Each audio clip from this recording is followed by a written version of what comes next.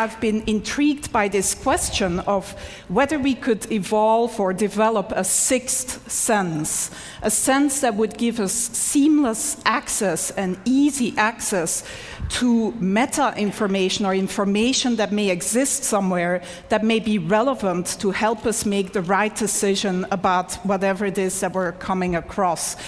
And some of you may argue, well, don't today's cell phones do that already? But I would say no.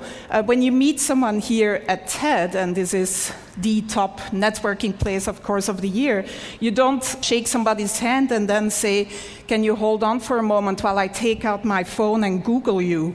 Or when you go to the supermarket and you're standing there in that huge aisle of different types of toilet papers, you don't take out your cell phone and open a browser and go to a website to try to decide which of these different toilet papers is the most ecologically responsible purchase to make. So we don't really have easy access to all this relevant information that can just help us make optimal decisions about what to do next and what actions to take. And so my research group at the Media Lab has been developing a series of inventions to give us access to this information in a sort of easy way without requiring that the user changes any of their behavior. And I'm here to unveil our latest effort and most successful effort so far, which is still very much a work in process. I'm actually wearing the device right now, and we've sort of cobbled it together with components that are off the shelf, and that, by the way, only cost $350 at this point in time. I'm wearing a camera, just a simple webcam, a portable battery-powered projection system with a little mirror. These components communicate to my cell phone in my pocket, which acts as the communication and computation device. And in the video here, we see my student Pranav Mistry, who's really the genius who's been implementing and designing this whole system.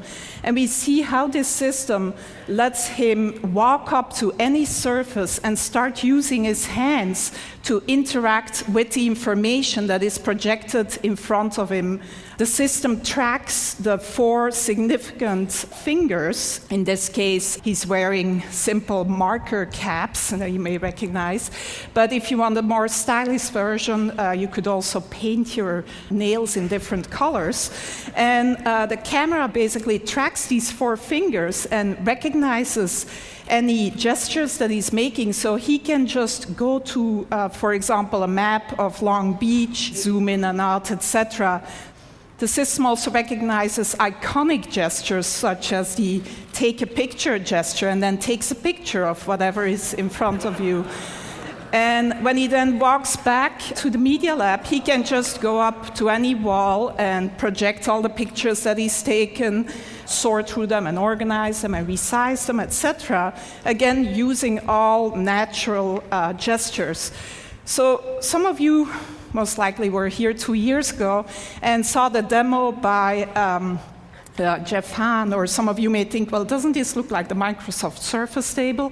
And yes, you also interact using natural gestures, both hands, etc. But the difference here is that you can use any surface. You can walk up to any surface, including your hand, if nothing else is available, and interact with this projected data. The device is completely portable and can be...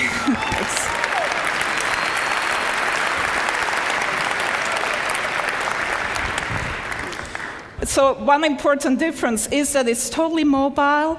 Another even more important difference is that in mass production, this would not cost more tomorrow than today's cell phones, and would actually not sort of be a bigger package and could look a lot more stylish than this version that I'm wearing around my neck.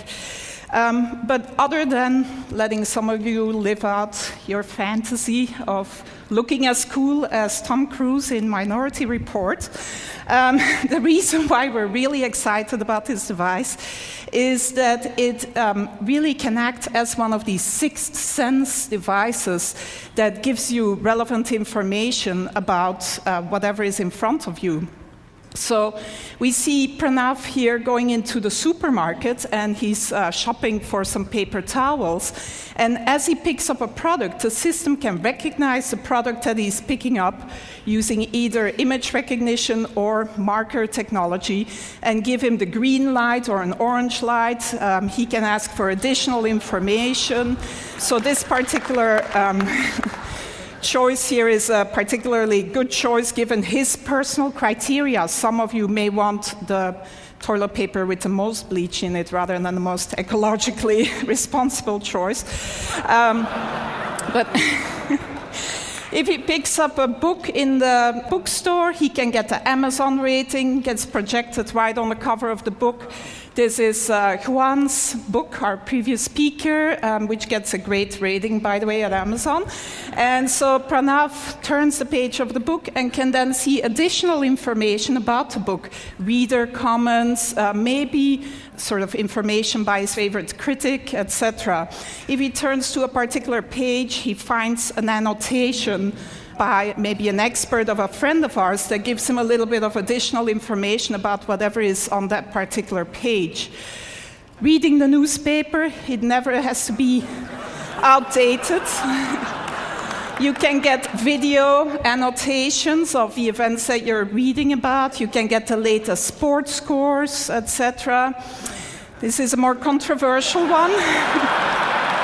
As you interact with someone at TED, maybe, you can see a word cloud of the tags, the words that are associated with that person in their blog and personal web pages. In this case, the student is interested in cameras, etc.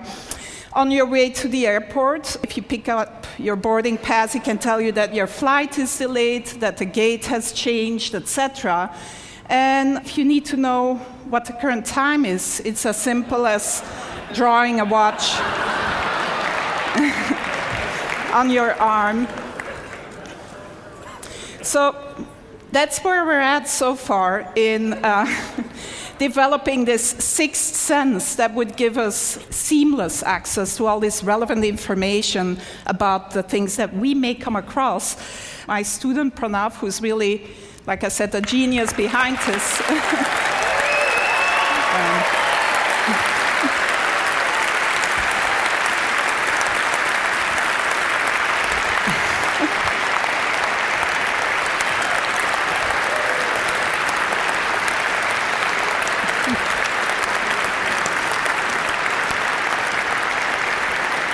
He does deserve a lot of applause because I don't think he slept much in the last 3 months, actually. And his girlfriend is probably not very happy about him either. But it's not perfect yet. It's very much a work in progress. And who knows, maybe in another 10 years, we'll be here with the ultimate sixth sense brain implant. Thank you.